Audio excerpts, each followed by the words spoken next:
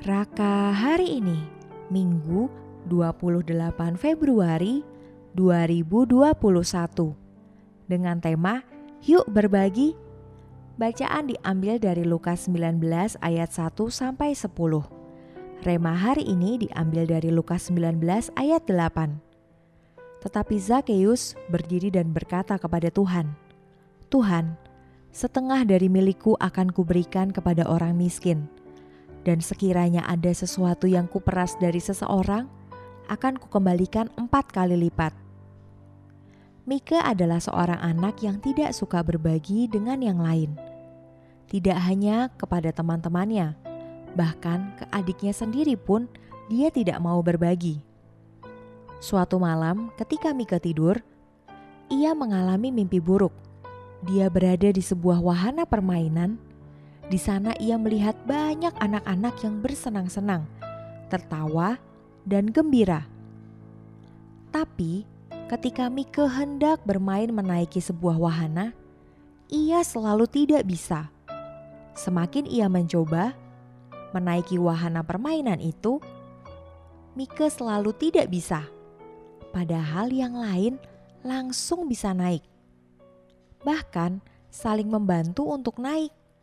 Tapi satu pun dari mereka tidak peduli dan bahkan seperti tidak melihat Mika.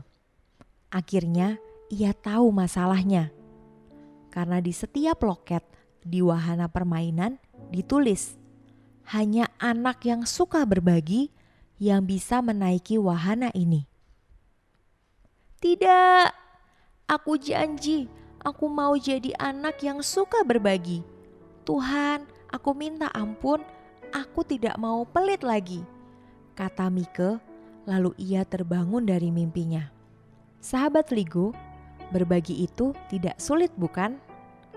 Apakah rugi kalau berbagi? Tentu saja tidak, sahabat. Malah kita akan semakin diberkati loh.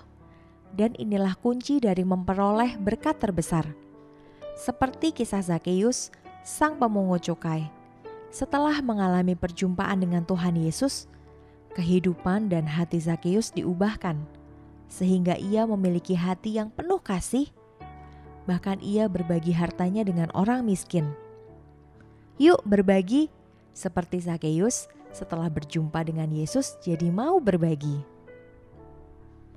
Yuk sama-sama kita berdoa. Tuhan Yesus, terima kasih atas hari ini.